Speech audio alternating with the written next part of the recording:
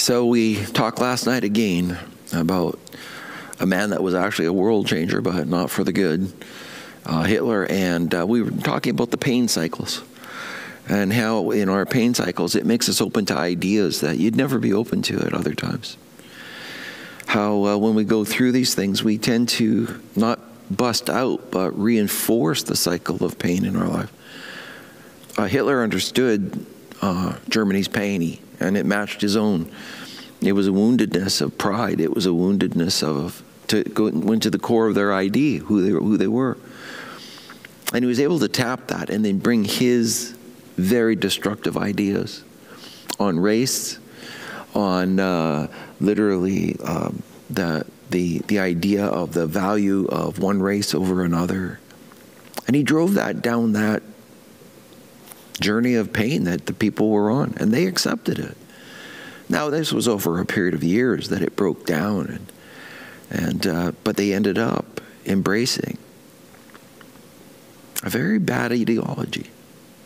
You know, we've embraced some very bad beliefs too, based on the pain we've been through, that we didn't process, that we didn't properly, acknowledge and then put it through the painful thing of grieving, and then coming out the other end, finding life still there and purpose driving our lives and carrying us and our faith strengthened.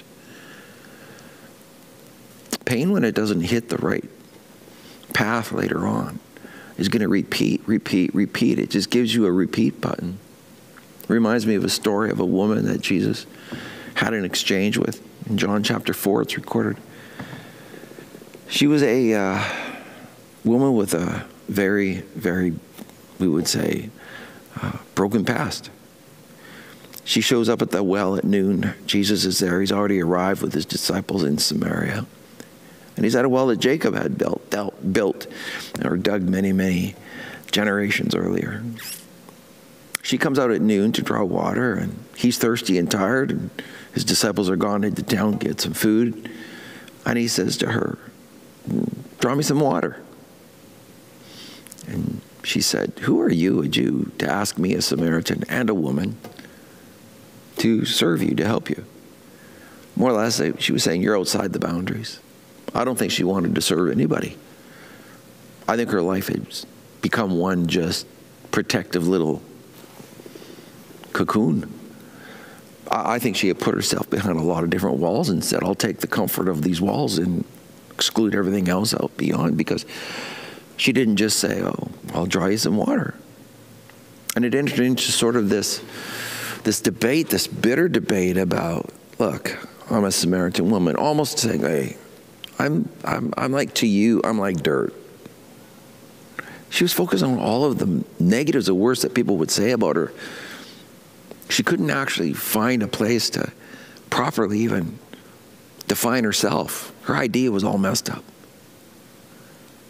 Jesus starts with her on this. He's saying, if you knew who you were talking to, you'd be asking me for water. She begins to go into a little debate with him, and it kind of goes back and forth a bit, but he doesn't really play by the rules. Finally comes to a place in the debate where he touches her pain, the core, the part that's messed up her whole idea. And he says to her, go call your husband. She said, I have no husband. He said, you've been truthful. You've had 5. And the one that you're with right now, it's not your husband. She says, I think you're a prophet. He says, if you drink of the water I give you, you'll never thirst again. She comes to a point where she adjusts, and she begins to receive a different message about herself, because she's accepting something that Jesus brought, a higher truth, a positive ID, value. He didn't pull her apart for her past. He just said, you don't have to keep repeating the repeat button. Repeat, repeat, repeat. A lot of your beliefs that you have that hold you deep within and don't allow you to grow towards your true limits are trapped by a good repeat button, and you get the same result. You're getting water at noon, You're missing the ladies and the friends in the morning and the evening. You are in sort of this very touchy-feely point where everything's a battle and everything's a front. Jesus is going to touch your pain differently. He's going to call you out of it. He wants you to get your finger off the repeat button.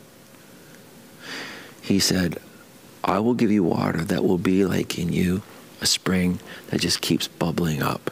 No longer will you get your life by what people think of you or what you've got right in your math of life. You're going to bubble up from the inside because my Spirit will be in you. You will have the life of the Lord in you. That's what we have as believers. It's a tragedy when all that we keep doing, though, is hit repeat, repeat, repeat, and nothing grows.